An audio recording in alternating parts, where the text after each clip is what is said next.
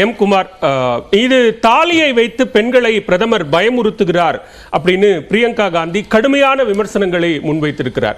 விவசாயிகள் 600 விவசாயிகள் உயிரிழந்தார்கள், அவர்களினுடைய தாலி அறுப்பதற்கு காரணமாக இருந்தார். டிமானிட்டைசேஷன் சமயத்தில் இத்தனை பேருடைய தாலி அருந்தது அப்படின்னு கடுமையான விமர்சனங்களை முன்வைக்கிறார். வணக்கம் எல்லோத்துக்கும். தேர்தல் நேரத்தில் அரசியல்வாதிகள் தங்கள் கட்சிகளுக்கு சாதகமாக பேசக்கூடியது இயல்பானது. பிரியங்காவும் அவர் விவசாய போராட்டம் எப்படி நடந்தது, அரசுடைய நிலைப்பாடு என்ன, அந்த நிலைப்பாட்டுக்கு எதிரான ஸ்டாண்ட் எடுத்தது, அதுக்கு ஃபண்டிங் பண்ணது யாரு, என்ன நடந்தது, எவ்வளவு பேர் இறந்ததெல்லாம் எல்லாத்துக்கும் தெரியும் வந்திருக்கு. இல்ல அப்படி ஆதரவு அப்படின்னு சொல்லும் போதே பிரதமர் பேசினதுக்கு எதிர்வினை தான் பிரியங்கா காந்தியினுடைய பேச்சு. ஆமாம், அதான் தன்னால் ஒரு சம்பவம் நடக்குது, ஒரு ரைட் நடக்குது, சில பேர் இறக்குறாங்கன்னா அதுக்கு அவர் தான் காரணம்னு சொல்கிறதுங்கிறது அது அரசியலுக்காக. அதுதான் அரசியல்னு சொன்னேன். தேர்தல் நேரத்தில் அவங்களுக்கு சாதகமான பாயிண்ட்ஸ் எடுத்து பேசுறதுக்காக பேசியிருக்காங்க. ரெண்டாவது பிரதமருக்கும் பொருந்தும். பிரதமருக்கும் பொருந்தும். அரசியல்வாதி தானே. நான் மனசாட்சியோட தான் பேசுகிறேன். பிரதமருக்கும் பொருந்தும். யாருக்கு பிரதமர் அப்படின்ற அந்த பொறுப்பை ஒரு அரசியல்வாதிங்கிற அந்த சின்ன இடத்துக்குள்ள சுருக்கிட முடியாது. அதாவது பிரதமருக்கு எந்த அளவில் அது பொருந்தும்னு நான் சொல்றேன்னு சொன்னா, அவர் நேஷனல் கவுன்சில் கூட்டத்தில் 2006 மன்மோகன் சிங் பேசினது, சகோதரர் ரவீந்திரன் அவர்கள் சொன்னது போல என்ன சொன்னார் என்று சொன்னால், இந்த நாட்டினுடைய வளர்ச்சி, இந்த நாட்டினுடைய சொத்து ஏழை எளிய தலித் மக்களுக்கும் பிற்படுத்தப்பட்ட மக்களுக்கும் சிறுபான்மையினருக்கும் அவர்களை உள்ளடங்கியதும் தான் இந்த நாட்டினுடைய வளர்ச்சின்னு சொன்னார். அவர் சொன்னார். ஆனால் அதில் அரசியல் ரீதியாக அதுக்கு எதிரான கருத்து வைக்கிறவங்க மோடி கருத்தை தப்புன்னு சொல்ல முடியாது. அவர் அதுக்கு இன்டர்பிரேஷன் சரியா இருக்குதா இல்லையாங்கிறது தானே இப்ப கேள்வி. அந்த இன்டர்பிரேஷன் இல்ல நீங்க தனி மனித சொத்துக்கும் நாட்டின் சொத்துக்கும் வேறுபாடு இருக்கிறது. நீங்க நான் நேரடியா உங்களிடம் உங்களுடைய சொத்தை பறித்து நான் அவருக்கு கொடுத்து விடுவேன் அப்படின்னு சொல்றதுக்கும் பொதுப்படையா சொல்றதுக்குமான வித்தியாசம் இருக்குல்ல சார்? நீங்க கேட்டதுக்கு நான் நல்ல கேள்வி கேட்டீங்க, நான் பதில் சொல்றேன். அதாவது இந்த நாட்டில் சிறுபான்மையினருக்கு தான் சலுகை அதிகம் இந்துக்களை விட. அதை யாரும் மறுக்க முடியாது. கல்வியாக இருக்கட்டும், அவங்களுடைய சிறுபான்மையினருக்கு சலுகை என்ன, நான் என்ன சொல்றேன்னா, கல்வி நிறுவனங்கள்ல அவங்களுக்கு சலுகை கொடுத்துருக்கா இல்லையா? ஹஜ்ஜுக்கு போறதுக்கு பயணத்துக்கு அரசு நிதி உதவி கொடுக்குதா இல்லையா? அவங்களுக்கு அதாவது சிறுபான்மையினர் இந்தியாவை போல சுதந்திரமாக வேற உலகத்துல எந்த நாட்டிலும் வாழல. பல நீங்க சொல்ற அந்த சலுகைகள்ல ஏன் கொடுக்கப்படுது சார் அவங்களுக்கு? அது அடுத்த கேள்வி. இல்ல ஏன் கொடுக்கப்படுது? இல்ல கொடுக்கப்படுதுன்னு சொல்லும்போதே கொடுக்கப்படுதுன்னு சொல்லும்போதே அது ஏன் அவர்களுக்கு கொடுக்கப்படுதுங்கிறதையும் ஒரு சேர்த்து சொல்லணும். சொல்றேன். ஒரு கேள்வி நீங்க மையப்படுத்துனீங்கன்னா அந்த கேள்விக்கு நான் விளக்கம் கொடுக்கணும். அது என்னோட கடமை. அதாவது சிறுபான்மையினருக்கு பூரண சுதந்திரமாக எல்லா சலுகைகளும் பெற்று இந்தியாவில் வாழ்கிறார்கள்.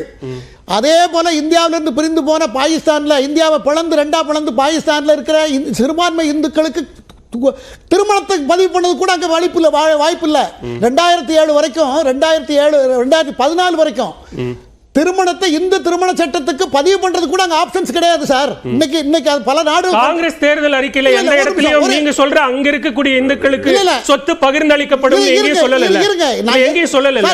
எதுக்கு இங்க கிளைம் பண்றோம்ல, அங்க கிளைம் பண்ணணும்ல. இங்க கிளைம் பண்றோம்ல. நாடு பிரிவினை வந்த போது இல்ல ஒரு நிமிஷம் சார், பாயிண்ட கொடுக்குறாங்க. பிரிவினை வந்த போது உங்களுக்கு எங்களுக்கு ஒத்து வராது, நீங்க மாமிசம் சாப்பிடுவீங்க, நீங்க ராட்ட நோக்கு சொல்லுவாரு காந்தி, நீங்க சைவம், நாங்க அசைவம் தான் சாப்பிடுவோம், எங்களுக்கு பிரிச்சு கொடுத்துருங்க, நாங்க போறோம்னு பிரிவினை நடந்தது. லட்சக்கணக்கான பேர் பாதிக்கப்பட்டாங்க, ஆயிரக்கணக்கான இறந்தாங்க. சொல்லுறேன் எல்லாம் வரலாறுங்க. நீங்க பண்ண முடியாது. நான் சொல்றேன் கேளுங்க. அங்க பிரிந்து போனார்கள். பிரிந்து போனதுக்கு அப்புறம் என்ன நடந்தது? நிறைய பேர் இறந்து போனாங்க, மடிந்தார்கள். இங்க இருக்கிறவங்க இங்க இருந்தாங்க, ஒரு ஸ்டேஜ்ல அங்க இருந்தவங்க அங்க இருந்தாங்க. பிரிவு ஒன்று நாடு மட்டும்தான் பிரிஞ்சது, பணம் கொடுக்கப்பட்டது, திரும்ப அவங்க எடுத்து காஷ்மீர்ல சண்டை போட்டாங்க. இதெல்லாம் வரலாறு. நான் என்ன சொல்ல வரேன், இங்க கிளைம் பண்ற சுதந்திரத்தை அங்க கிளைம் பண்ண முடியுதா? முடியல இல்லையா? அங்க இன்னைக்கு பாதிக்கப்படுறாங்களே. அதனால அதை கம்பேர் பண்ணும்போது இங்க சர்வ சுதந்திரம். நம்ம நாட்டுல இங்க இருக்கக்கூடிய மக்கள் குறித்து தானே கவலை. அங்க இருக்கிறவங்களை பத்தி கம்பேர் பண்ண கவரை கிளைம் பண்றது இல்ல. இப்போ பிரதமர் காங்கிரஸ் சொன்னதாக பிரதமர் சொல்லுவதோ, நீங்க இங்க இருக்கக்கூடிய நாட்டு மக்களினுடைய சொத்துக்களை அபகரித்து இங்கே கொடுத்துருவாங்க, இல்ல நீங்க சொல்ற அதே இஸ்லாமியர்களுக்கு கொடுத்துருவாங்கன்னு பிரதமர் சொன்னாரு. பாகிஸ்தானுக்கு கொடுத்துருவாங்கன்னு சொல்லலையே. இல்ல சார், அப்படி சொல்ல வேண்டிய அவசியமும் இல்ல. அப்புறம் நான் என்ன சொல்ல வரேன்னா இங்க கிளைம் பண்றோம்ல, அது பிரதமருக்கு மன்மோகன் சிங் படித்தவர், அவர் தெரியத்தான் செய்யும். அந்த ஊர்ல இருக்கிற இந்துக்கள் ஒரே நாடா இருந்த நாட்டுல, அந்த நாட்டுல இருந்த இந்துக்கள் இன்னைக்கு கஷ்டப்பட்டு நீங்க தொடர்ந்து பதிவு பண்ண முடியாம திருக்குமார், நீங்க தொடர்ந்து நேரத்துக்கு நான் வரேன். அவர் அரசியல்வாதி, பிரதமர் என்கிற ஒருவர் எல்லாருக்கும் பிரதமர். அவர் இந்த நாட்டில் இருக்கக்கூடிய சிறுபான்மையினருக்கு, பிற்படுத்தப்பட்டோருக்கு, எல்லா மக்களுக்கும் பிரதமர். அவர் ஒரு குறிப்பிட்ட மக்களுக்கு மட்டும் நாட்டினுடைய பிரதான சொத்துக்களை, பெரும்பான்மையினருடைய சொத்துக்களை கொண்டு போய் அவங்களுக்கு கொடுத்துருவாங்க அப்படின்னு காங்கிரஸ் சொல்லாத ஒன்றை சொல்லுகிறார் அப்படிங்கறதா காங்கிரஸ் குற்றச்சாட்டு. எங்க சொல்லியிருக்கு? எங்க சொல்லியிருக்கு? காங்கிரஸ் தேர்தல் அறிக்கையில் எங்க ரீடிஸ்ட்ரிபியூஷன் சொல்லியிருக்கு? தலித்துகள், சிறுபான்மையினர், அவர்களுடைய முன்னேற்றமும் இந்த நாட்டினுடைய வளர்ச்சிக்குள்ளதான் இருக்கிறது. 2004 முன்னாள் பிரதமர் மன்மோகன் சிங் பேசியதாக கோட் பண்ணப்பட்ட ஒரு விஷயம். காங்கிரஸ் தேர்தல் அறிக்கையில் எங்கு ரீடிஸ்ட்ரிபியூஷன் என்கிற வார்த்தை இருக்குன்னு காங்கிரஸ் கேக்குறாங்க. காங்கிரஸ் தேர்தல் அறிக்கைன்னு பிரதமர் சொல்லவே இல்லையே. காங்கிரஸ் தேர்தல் அறிக்கைன்னு சொன்னாங்க. காங்கிரஸ் தேர்தல் அறிக்கையில் குறிப்பிட்டிருக்கிறது அப்படின்னு தான் சொல்லி பேசுறாங்க. தேர்தல் அறிக்கை நான் படிக்கல சார், அதனால நான் என்ன சொல்றேன்னா, இங்க நம்ம கிளைம் பண்றோம் இல்லையா, இது அங்கேயும் நம்ம கிளைம் பண்ணணும். ஒண்ணுதானே சார்? அந்த நாட்டுல ஒரு மாதிரி, இந்த நாட்டுல ஒரு மாதிரி, ஒரே நாட்டுல கிளைம் பண்ண சொல்றீங்க. எங்க கிளைம் பண்ண சொல்றீங்க? இங்க கிளைம், இங்க என்ன கிளைம் பண்ணா, தேர்தல் இப்ப இந்தியாவுக்கு நடக்குது சார். இல்ல தேர்தல் இந்தியாவுக்கு நடக்குது. ட்விஸ்ட் பண்ண வேண்டாம். நான் என்ன இல்ல ட்விஸ்ட்லாம் பண்ணல. உண்மையை சொல்றேன். தேர்தல் இங்க நடக்குது. இங்க நடக்குது. பாதிக்கப்பட்டது யாரு? சிறுபான்மையினர் முஸ்லிம்கள் பாதிக்கப்பட்ட மாதிரி சொல்லிட்டாருன்னு கம்ப்ளைண்ட் இப்போ பிரதமர் மேல. அவரும் ஏற்கனவே சொன்னவர் பிரதமர் மன்மோகன் சிங் அப்படி சொல்லி இருந்தால் பிரதமர் சொன்னது சரின்னு நான் சொல்றேன். சரி, ஓகே. திருகோப்பண்ணா சொல்லி இருந்தால் ஒரே ஒரு தகவல், அதாவது ஒன்னு சொல்லிடுறேன். அதாவது சிந்து ஹிந்து மேரேஜ் ஆக்ட் அப்படின்னு சொல்லி பாகிஸ்தானுடைய சட்டத்தின்படி இந்துக்கள், சீக்கியர்கள் யார் வேண்டும் என்றாலும் அங்கு மேரேஜ்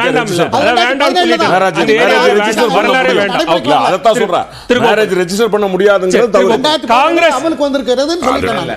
அதாவது முதல் கட்ட தேர்தல் முடிந்ததுமே மோடிக்கு தோல்வி பயம் வந்திருக்கு. தமிழ்நாட்டில் தோன்றிய மோடி எதிர்ப்பு அலை வடநாட்டில் வீசுகிறது.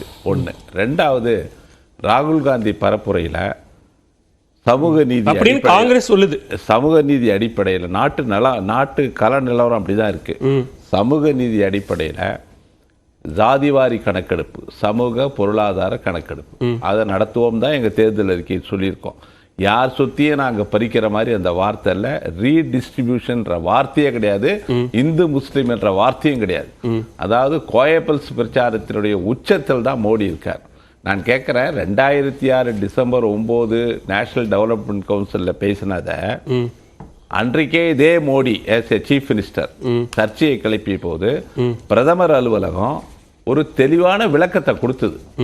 நாங்கள் ஜென்ரலாக தான் சொன்னோம், குறிப்பிட்டு எதையும் சொல்லலை அப்படின்னு கிளாரிஃபிகேஷன் கொடுத்து அதில் சொன்னது நாட்டினுடைய வளங்களை பகிர்ந்து கொடுக்கும்போது schedule cost, schedule try, OBC, minorities, women, children, இப்படி தான் போகுது பேச்சு. எல்லாருக்கும் பொதுவாக பேசப்பட்டதை முன்ன பகுதியை விட்டுட்டாரு, பின்னால பகுதியை விட்டு நடுவில் ஒரு வார்த்தையை எடுத்து இப்போ இஸ்லாமியர்களுடைய வாழ்க்கை நிலை என்ன இருக்குன்னு தயவுசெய்து சச்சார் கமிட்டி ரிப்போர்ட்டை பார்க்கணும். 41% ஆஃப் தி பாப்புலேஷன் பேக்வேர்டு இருக்காங்க, பின்தங்கிய நிலையில் தான் இருக்காங்க. இன்னைக்கு எடுத்துக்கிட்டீங்கன்னா, அதாவது இந்திய அரசு பணிகள் எல்லாம் பிரதமர் தன்னுடைய பரப்புரையில சொல்லக்கூடிய விஷயம் என்னன்னா, அப்பீஸ்மென்ட் மட்டும்தான் காங்கிரஸ் தொடர்ச்சியா செஞ்சது. அப்பீஸ்மென்ட் நாங்க மெஜாரிட்டி பண்றோம், மெஜாரிட்டி பண்ணிட்டு போறோம் ஓட்டு வாங்குறதுக்கு. இவர் பண்ற மாதிரி நியாயம் பேசுறோம். இந்திய அரசு பணிகள் எல்லாம் 3.2%, கல்வி சுகாதாரத்துறையில அதையும் சேர்த்து சொல்றாரு. அவங்களுக்கு இருக்கக்கூடிய இடஒதுக்கீட்டையும் நீங்க சிறுபான்மையினருக்கு கொடுத்துருவீங்க அப்படிங்கிற அச்சத்தையும் வெளிப்படுத்துறார். நீங்க ஒரு இந்து மதத்துல சார்ந்த பின்தங்கிய சமுதாயத்தை சார்ந்தவருக்கு இடஒதுக்கீடு கொடுக்கறப்போ இஸ்லாமிய சமுதாயத்தில் இருக்கிற பின்தங்கியவர்களை பேக்வர்ட் கமிஷன் ஐடென்டிஃபை பண்ண அந்த குறிப்பிட்ட ஜாதிக்கு இடஒதுக்கீடு கொடுக்கறதுல எந்த தவறும் இல்லை. உச்ச நீதிமன்றத்தில் வழக்கு பெண்டிங் இருக்கு. அது கான்ஸ்டிடியூஷனலா வந்து நீங்க வந்து இஸ்லாமியர்களுக்கு இடஒதுக்கீடு கொடுக்க கூடாதுன்னு எங்கேயும் இல்லை. வழக்கு ஆந்திர பிரதேசத்துல கொடுத்தாங்க, அது சுப்ரீம் கோர்ட்ல வழக்கு இருக்கு. அது